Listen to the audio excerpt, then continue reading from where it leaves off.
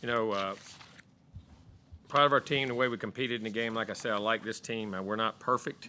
We got a lot of room to improve in a lot of areas, but I like the demeanor. I like their competitiveness. I like their physicality. And we're learning to play the next play and find inches and not let past plays bother us. If it's bad and if it's good, we're learning to build on those, and we're getting better as a football team. We got a long way to go in what we're doing. But in the game Saturday, I thought, it starts with defensively. I thought we did a tremendous job of containing a big-time quarterback, an excellent quarterback who makes throws, who scrambles, who's hard to get on the ground, who beats you with his legs, beats you with his arm, and has a lot of experience. We were able to play well against him. Sanders, the back, we were able to get him on the ground, and we tackled well in that game and we got sacks with the integrity of not letting guys out of the pocket, which is really hard to do at times. Sometimes you get, distorted in your rush lanes, and that's hard to do and get guys on the ground, and we did a good job of that in what we did. Thought we played to run very well, but also thought we covered well. And we did a good job downfield staying disciplined. The times KJ did get out, that we didn't leave our guys. And that's where they've created a lot of big plays in the past. And the discipline part of how we're playing is getting better and better in what we're doing. And then they did a great job in the red zone early in the game when Arkansas did move the ball the first couple drives, that we were able to stand up in the red zone and not give up touchdowns, which I thought was very critical. I thought offensively we come out very, very efficient, very hot. It was great to give up because they had like a 8-minute drive, the first drive. When you sit over there on the sidelines for 8 minutes, it's hard. You don't realize, man, even though you don't give up points on, guy give up 3 or none, you say, come out, offense, come out there and play. When you sit there for 8 minutes, it's hard to come out there and be hot when guys control the ball. And we did that. We were able to come right back. And Max, man, we finished that drive off with a great third down conversion and hit a touchdown. And we were able to get the lead back. I thought we had the ball 4 times the first half, scored 3, and we had a missed field goal where we hit the upright. And then come out, unfortunately, we had to turnover, then come right back after that. I was very proud. We were able to get a touchdown, and we got to fix that. Some things we can get cleaned up, a couple drops in there and a couple throws we can make in a block or two, and we can get some touchdowns. But we were able to get points back, so we responded back very well. I thought our special teams and the fact of a return game, we almost gave up one kickoff return. We had a miscue over there on one of the gaps, and it almost got out, and we were lucky. But then we, of course, the punt returns by Nias were huge in the game. That kind of helped, got us up 3 scores in the fourth quarter, and then he had another one that set us up. And his presence and command there were excellent in the game. Unfortunately, we missed a couple field goals, which they were long ones, 47 and 48. They weren't like they were short. One hit the upright and the other. And Randy's had a great year. He'll continue to do that, get those back. But we were able to run the football. We got more physical. Le'Veon come on, ran well. Mari did. Ruben, when he got in the game, did a really nice job. We like 3 backs. Le'Veon got hot there and was strong and running that thing, did a good job. Our tight ends caught the ball. It was great to see Evan. Even though he got nicked up, he came back in that game, made plays. It was really good to see him come back. Good to see 3 back on the field. Noah Thomas, getting him back is huge for us in our development. Max did a great job again. And he had a couple little plays. He had a fumble and had 2 turnovers, but at the same time, he managed the game well, did a great job. Then I thought the group that we're not talking about, the integrity of our pocket, our offensive line did a great job of protecting us. We had great protection, picked up blitzes, got hats on hats, and they got some guys that can rush the passer. And we did a really good job of giving them a really good pocket, probably 95% of the time, and got the ball out, and we were able to run the ball at the end. We're physical. And what we tried to do. The offensive line, I'm really pleased with their product. We still got ways to go, but I'm really pleased with their product, along with our tight ends and the blocking we had there. Again, Anais and those guys made some plays, and it was good to get a good balanced win. And that game's always tough up there, and we got to get a lot better. And we got to play Alabama this week. Alabama's a very good football team. Defensively, they're outstanding right now. I think when you start up front, Dallas Turner can rush like 41 Braswell. He can bring it on the edge. He got a pick 6 last week off a deflection play in the screen. He did a great job of playing that screen, and the ball got deflected. He made it and then broke a tackle and scored. The inside D tackles are physical and strong like always. It's just like the same. Backers can run. They're big, they're physical, they're long. Got a lot of experience. Again, Marshall has a lot of experience. Campbell, with his first start, had 14 tackles or 11 tackles, something like that. They had an astounding number of tackles, and that's with Lawson being out, who was playing outstanding football for him too, 32. So backers are really good. Secondary is really good. Of experience started Malachi Moore at nickel. He never comes off the field. He's always out there playing, makes all the calls, checks. This guy's been around. Seems like one of those guys like Anais has been around forever and ever, and he's played the whole time he's here. He's a very productive player and very good player. 2 corners are outstanding. Terry and Arnold, physical, raw, athletic, big. Kool-Aid, again, athletic, can make plays on the ball, both play it, can cover man-to-man, can play zone, can tackle. Caleb Downs, the young safety, is outstanding. Plays the ball. One of the guys that can play it. Can play third level and second level. Tackles, man, really athletic at tackle, but can play the ball skills, picks across sideline to sideline. And Key is a great experienced guy for them to come in and mix in. So, I mean, they've got depth in those different positions, too. So, I mean, really good defensive football team. And you see it on the numbers and what they're doing. Offensively, big and physical starts up front.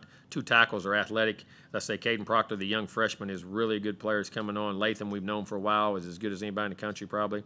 The inside, McLaughlin, the center, and Dalcourt and Booker, those guys are all highly top guys in the country. They're massive. They're big. You watch them against Mississippi State last week, man, and they moved that defensive line. I mean, they ran the football, did against Ole Miss. Backs, McClellan's excellent back. He and Roy Dale are both, man, they're big, physical. They share carries and they rotate a lot, and like our guys, and can bring it downhill. Tight end does a great job in what they're doing. 81, I mean, Dipri, I believe that's how you say that, is really athletic and plays. And then Ozit's outs. I mean, how he's physical, but then Niblack's averaging almost 20 yards a catch and what they're doing. And their receivers, like you say, the catches 10, 12, 9 catches, but if you look at the yards, they're all averaging 20, 22 yards a catch. That's telling you they're throwing the ball down the field. They can run. Bond and Burton, Law and all those guys, Brooks, Jalen Hale, the young freshman, had one. I mean, the tight ends are getting it down the field. So, and then you look at Milroe. I mean, he can throw it. His arm is strong as heck. I mean, he had 2 runs last week. One, he had a RPO, and he looked to throw it, didn't hit, and just scrambled. I mean, it's 65, 70 yards later. It's in the end zone. He's as good at athletes on their team, and there's some phenomenal guys on that team. He beats you. He's different. He's got power and twitch, but, man, he can hit it. Another one on the goal line right before half was big. They had the guys covered. He stepped up, made 2 guys miss, jumped to the right, and jumped to the left, made a 3rd guy miss, and his strength got him in the end zone. I mean, very good player there. Kicker, outstanding range, accuracy. Punter, same way. Return game, Kool-Aid's back there.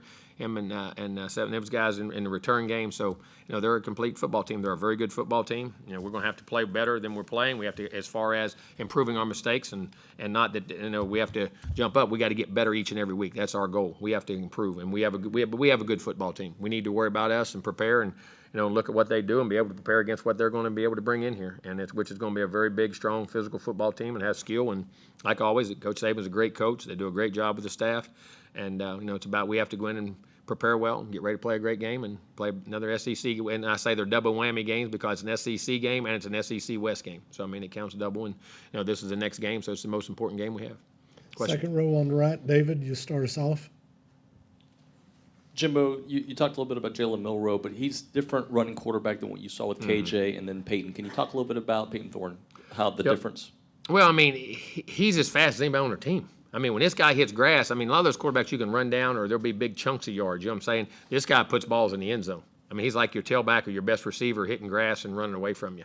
And he's strong and he's twitchy and, and he doesn't mind doing it. He doesn't mind tucking it and going. But he also has a very strong arm. He does a great job on downfield throws. They're averaging, like I said, a lot of their passing game, and they're hitting a lot of big chunks in their passing game. So it makes it hard because it pushes your defender so deep, creates that separation and the levels of play. When you get a guy that athletic and he gets space, he can make you miss. So tackling, leverage, all those things, rushing in lanes and being disciplined in our lanes is going to be very critical.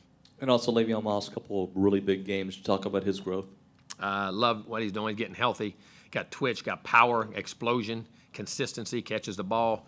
And it's just fun to watch him emerge. He's working hard, and it's great to see him. And he brings some things to us that, all 3 of those backs are very unique in how they run. Amari's a great runner, been very productive. Ruben's extremely productive. But, Le'Veon had the hot hand, and so we kept giving it to him. And he was running, breaking tackles in those A-gaps and then being explosive and bouncing things out. So it was fun to see. And caught some balls out of the backfield. And also picked up blitzes. I mean, he's a strong guy on blitz protection also. Second row, Olin.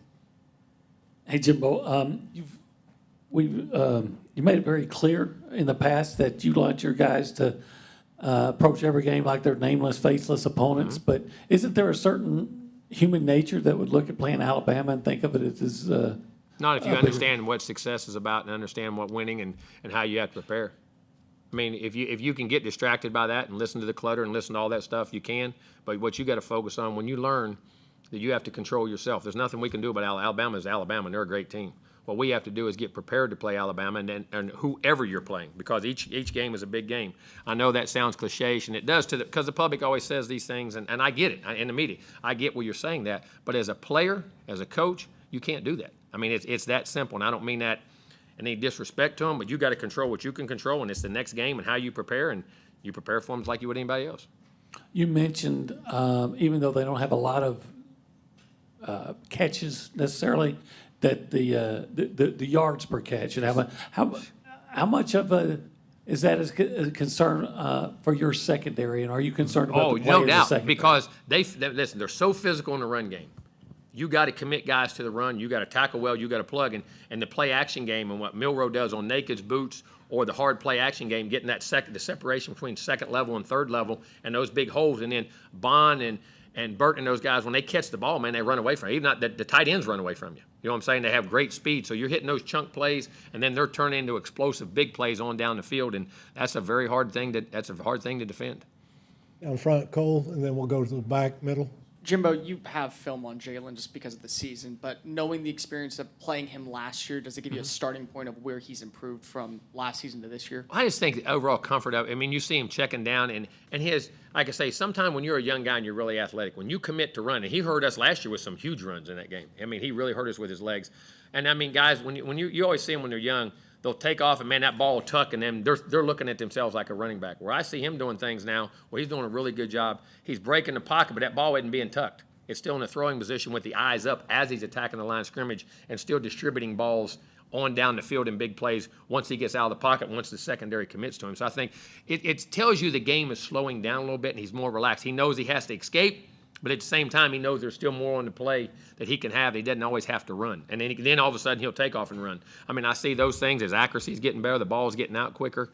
And you just see a guy that's more comfortable playing. And then you kind of mentioned how it's a faceless opponent. You don't worry about it being Alabama, but throughout the last 2 weeks in conference play, preparing for the games, have you noticed? Well, you worry about players being Alabama. You know who they are. But, I mean, I don't mean any disrespect to them. But, I mean, at the same time, that's your next opponent. You got to get ready to play it. But have you noticed the composure in practice the last 2 weeks? Really, just Yeah, being I mean, faceless our guys are learning to understand that. All you can control is yourself and how you prepare and how you think and the self-talk you tell yourself and what you see on film and how you prepare and the intensity and focus you come to practice with.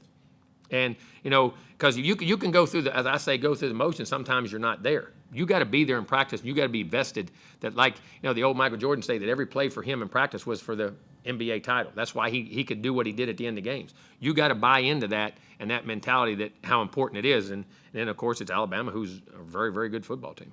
Coach back behind the lights, Tyler, right there in the middle.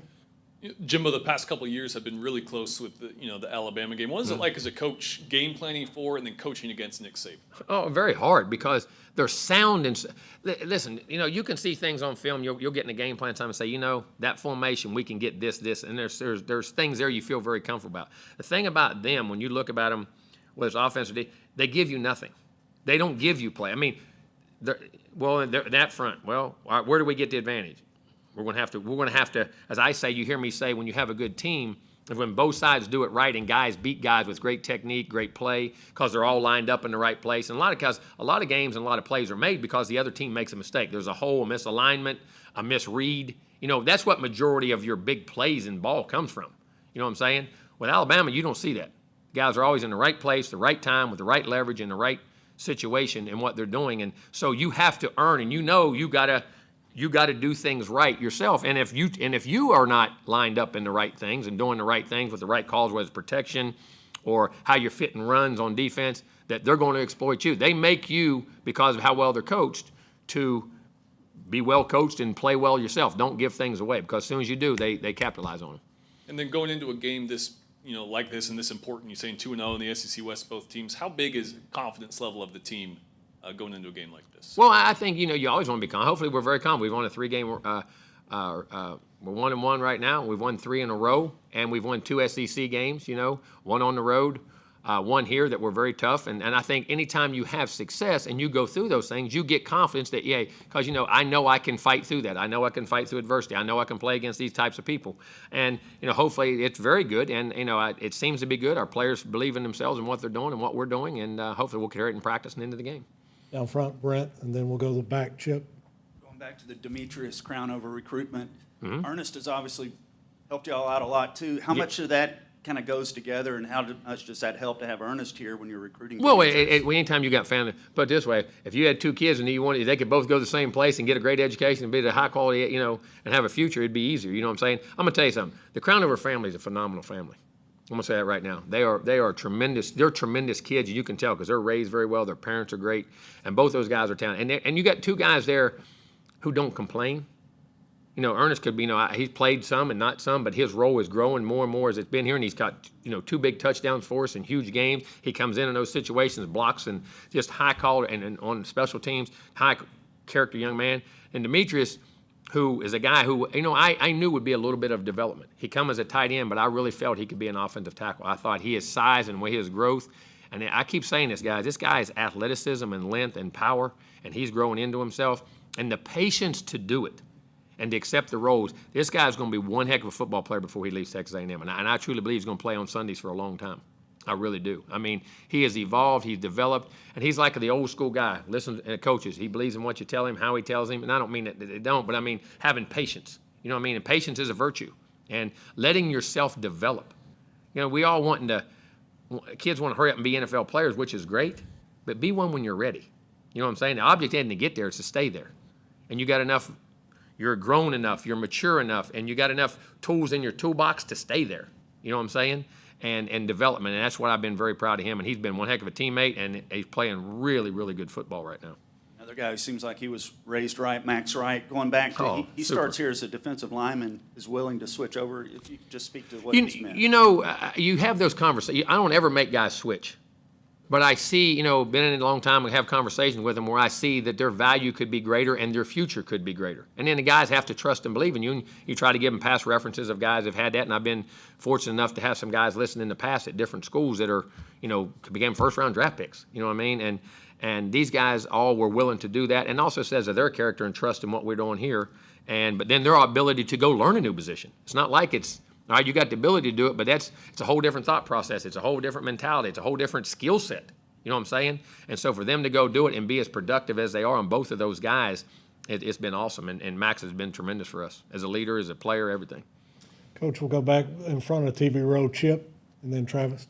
Jimbo, it appears from the outside that you guys, the last 3 weeks, have sent more players in the backfield to get the quarterback. Has that been a concerted effort? Have you changed Well, I mean, you're a little always bit? looking to have pressures. It wasn't a difference in philosophy, but sometimes by game plan or what guys can do or where you're going, in good planning and scheming and trying to create those matchups. Yes, I mean, you're always trying to create. I'm a guy, I'm going to ask the defense coordinator, how are you affecting the quarterback? That's the number one thing you got to do. You got to stop the run, you play that. But on defense, how are you affecting the quarterback? I mean, that can be pressure. That can be twist and rush. That can also be all of a sudden you're dropping 8.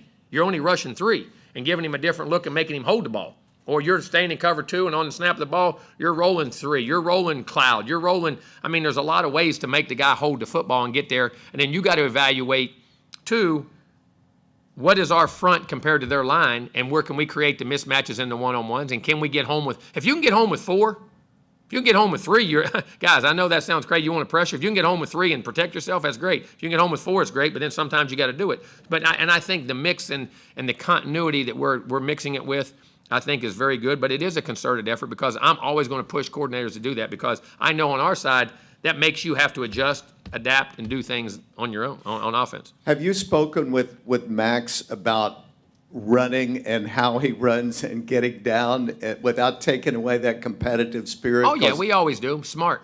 He's gotta- taken hey, a couple of good let's- shots. Well, that's football. Touchdown, first down, get down. Touchdown, first down, get down. You got to get a touchdown, you got to go through it. You got to get a big first down, you got to go through it. Otherwise, you're going to get down.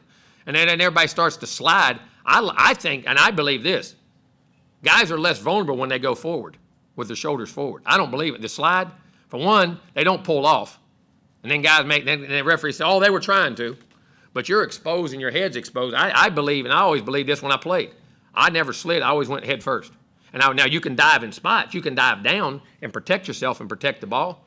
I believe in that wholeheartedly, you know what I mean, in what you're doing. So, but he's got to be smart, and it's going to be tough. But hopefully, we got to stay healthy. But we talk about it when to be smart, and then there's certain times you can't. You got to be physical. Front right, Travis, and then we'll go to the back. I know Evan Stewart got a little banged up. What's the status for this But he weekend? came back, he came back in the game, got plays, and should be good. I mean, should be good to go. And then a little out of left field, I know a couple years ago A&M was able to uncover one of Bear Bryant's old contracts, and it was $15,000 and 1% of the gate. As a football historian, when you see gate as a part of a contract, what does that make you? Well, it tells you where your times were. I mean, you weren't selling out. You were trying to draw. I mean, that was the whole part of, you're coming there, and part of your deal was to promote, commercialize, try to get people to come to games. You know what I'm saying? And where you're at, and the revenue that it was almost like you're going to make revenues based off revenue you bring in. Just like you do in business, just like you do in advertising, just like you do in all those things. It's amazing how the game's tainted, and that's when there was no TV. TV got in. We cut those plays down and saved them, but we got 19 more commercials.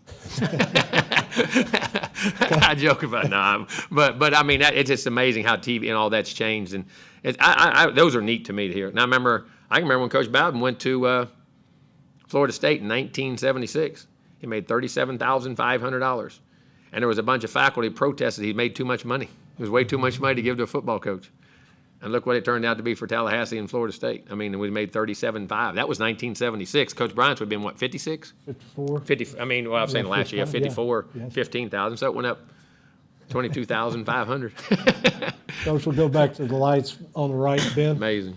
Coach, I saw you were you were taking pictures, or some kids were posting pictures they took of you when they were camping out. Just what's it like to see not only the support from the students, but how do you kind of best channel it for the players who are seeing that excitement? Well, I mean, How the you go support about here is second to none, and our 12th man, the student body, is unbelievable. I mean, what they do, and they're out there. That's the earliest I can ever remember them out there camping out for tickets. And we know Mark and I noticed them when we were walking. I mean, we do our administrative walk at noon, and I get all my business. We do about 35 minutes of working, about 15 minutes of finishing up the walk, and what we do every day, but we get something done. But I noticed how they were camping out there, and we've always sent food, and we were finished up we were finishing at a time. It was a break, and they had a little more things to do, but I'd already went over part of that, so I thought it'd be good to go out there and just thank them, and I appreciate how much support they got and what they do and how they support us at games. This group is unbelievable, our student body. And then kind of along those lines, you touched on it earlier as well, but with that level of excitement, that kind of atmosphere.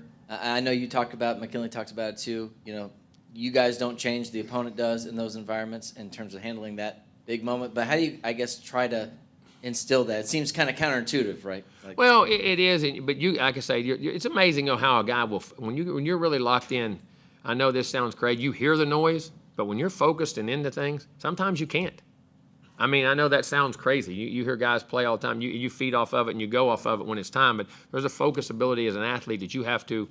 You block that out. But having them behind you, and then when you're on the sidelines and things go, and after, like, I'm talking about plays, and in between plays you hear it and do it, and it's this atmosphere here. And I've said there's not a better place to watch a football game or play a football game or be a home team right here in Kyle Field. It's in my opinion. I've been in all of them just about. Third row on the left, Carter. Jimbo, over the last couple games with the pass rush, how much have you seen them help the secondary? Oh, it's all hand in hand. I've seen both. I think we're covering better, which is allowing them to get home, and we're getting the ball out quicker, which is allowing guys to sit on. You don't have to play as well, you don't have to cover as well, and get in. And we still had some because last week we gave up a couple 3rd and 10s too. Now we had a couple 3rd and longs we got to get ironed out too. We weren't perfect, but at the same time, it all goes hand in hand, man. I mean, I remember a story of a guy who played in college. You talk about letting the ball come out, and he was an offensive lineman. He was a heck of an offensive lineman, played in the NFL a long time. He was blocking for Bo Jackson. He blocked for Bo Jackson. He said he can remember, man, he'd hit them guys, get a good shot, and boom, boom, Bo be flying down the field. Well, he was still playing when Bo left. You know what I mean? Had another guy, Brent Fullwood, who was phenomenal, and some other guys, and then the other backs were big physical backs. But when you lose that, what I'm talking about, that burst in speed, and I said he used to block and go, wait a minute, I'm still having to block. He ain't ran by me yet. You know what I'm saying? Well, it's just like in coverage. You get that in coverage. Like I'm covering a guy, but, man, when you're used to that rush getting home, how you play guys, your eyes, you get a sense for when that ball's got to come out, and a sense of timing that allows you to break on balls and play balls. And then all of a sudden, when you're not getting that rush, man, it feels like you're covering forever. I mean, is DB. So my point is it's critical. I mean, you got to make that ball come out on time, and then because once those receivers start, because after they run their routes, then they're going to start to, as I say, scramble rules and things, and that disorients you, and your eyes and where you go as a DB is very tough. So making that ball come out on time is critical. And then Go ahead, Carter. Alabama's offensive line, I think they've given up 20 sacks this year, and you mentioned Mississippi Well, State. some of those too is it's not all just protection. I mean, they had a couple times, but then Milroe's running and making plays, and what you give up, all right, Milroe may get sacked a couple times when he runs, but he also makes a 60-yard touchdown run. So stats can be misleading in that a little bit in that regard. You know what I'm saying? But we got to get pressure on him, but we have to do it with the integrity of the pocket where he doesn't have holes to get out of. If he gets out the fence, you're down at the other end. Coach, last thing, I thought you had mentioned about the Arkansas player. Yes, John they're Morgan. John Morgan. I mean, and I wanted to say it in the beginning. I apologize. It's great to hear the news that he's back and healthy, and he's back at home. And our thoughts and prayers are with him all Saturday night and all the weekend. That when you see a player go down like that and you worry about that, man, it was huge. And very happy for him and his family and Sam and the Arkansas program that he's healthy. That everything went well with him. All right, from Coach, that thanks game. for your time. That's awesome.